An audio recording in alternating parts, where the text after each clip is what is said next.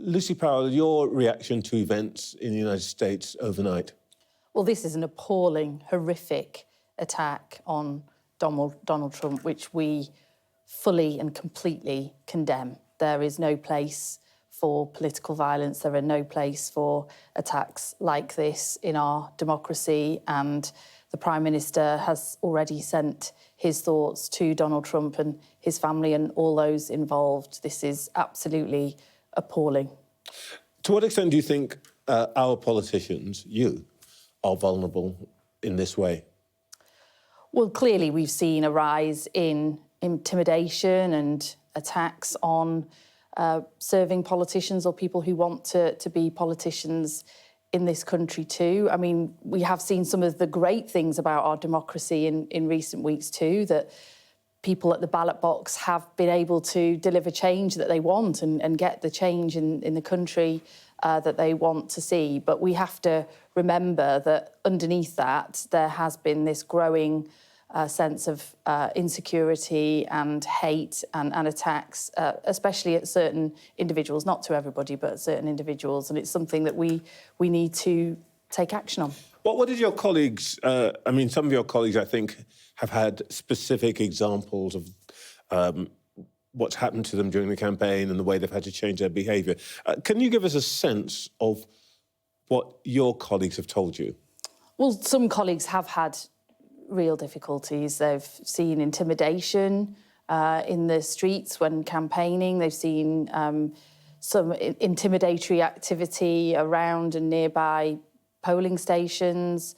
We've seen some deep fakes being shared online about individuals that have turned out to be completely wrong. We've seen misinformation shared that fuels kind of hatred and a dehumanising effect on individuals. Some colleagues have not had that experience at all. You know, this is a small number of cases, but where it is very worrying indeed. And that's why the Speaker, the Home Secretary, myself and others, we've taken the security of MPs and candidates incredibly seriously over the last few weeks and months. And thankfully, we haven't seen any serious incidents in that time. What actually, the Speaker has this weekend spoken about this, but what can you actually do? I mean, there's always going to be a problem because you, the politician, wants to meet and see the public face to face, but then there is the risk. And you've written about Joe Cox and also David Amos, we all know about. What can you actually do? Well, look, I think fundamentally we have to be able to go about our democracy and our democratic processes free from fear and intimidation. And part of our democracy in this country as constituency MPs is to be out and about in our constituencies, is to hold surgeries, is to go to hustings, is to knock on doors, is to meet our individual constituents. And we've got to be able to maintain that insofar as possible. So, yes, there are security measures that have been put in place for individuals or for us collectively.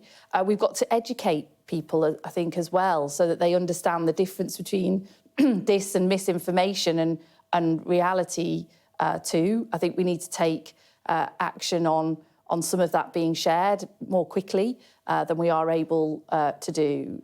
And part of the theme of the new government under the Prime Minister's leadership, we want to try and restore trust in politics, show that through the ballot box, through people taking action politically and through democracy, we can deliver change for people. We've got this big mandate for change after an election, which was the most remarkable election in many ways, really restoring faith in the ballot box.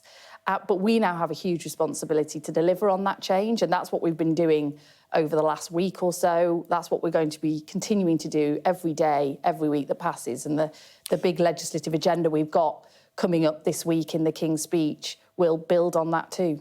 I want to come back to that, but one of my colleagues has shown me something that you wrote after the death of Joe Cox, which I think is very apposite. If I read it, you said, "The way we are all dehumanised, meaning politicians, means that, that the journey from vile abuse online to real physical attacks is sadly getting shorter.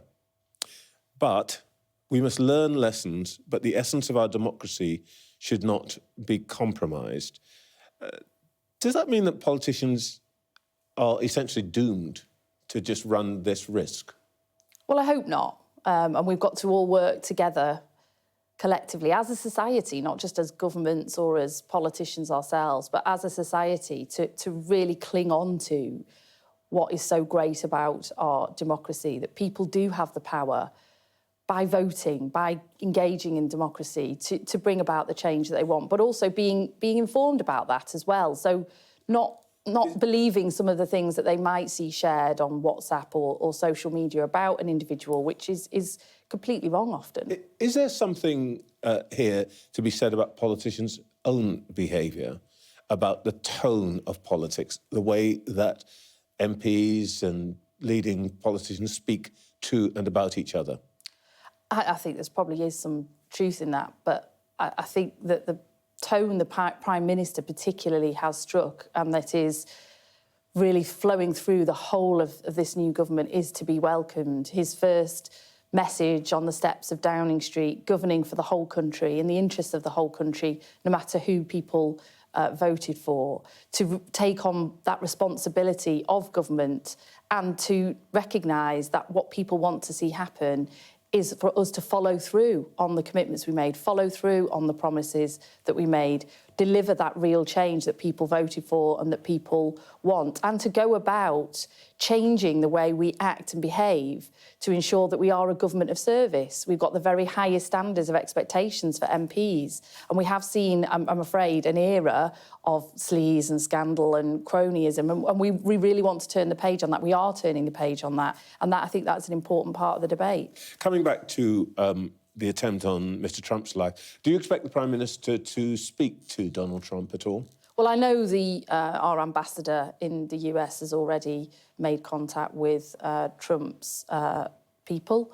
I'm sure those conversations will happen, and that the Prime Minister has expressed his solidarity with Donald Trump through social media and expressing that publicly, because we stand shoulder to shoulder. This is completely unacceptable, appalling attack, and is absolutely against everything that we stand for and believe in as free democracies. What would you say now to a young person who might be interested in politics, who's watching this, has seen what's happened? What would you say to them about why would they put themselves at risk? Well, what I would say is that these incidents are thankfully very rare on the whole, and that the job of a politician and being able to change people's lives and represent people and influence what happens is a huge honour. It really is. It's a huge responsibility. It's a huge honour and privilege. And there are a great deal of brilliant things about being an elected politician, whether that's a councillor or an MP or any other guise that people might want to consider in public service. And I would encourage people to do that. We do have to take care, and obviously we have seen a number of MPs standing down perhaps prematurely, and we've got to make sure that we uphold, as I said, I think in the aftermath of Joe's tragic death, we've got to uphold the essence of our democracy, which is talking to people and contact with the public. Mrs Powell, I'm sorry we haven't had the chance to talk policy, but obviously today, more profound issues at stake. Thank you very much for your time this morning. Thank you.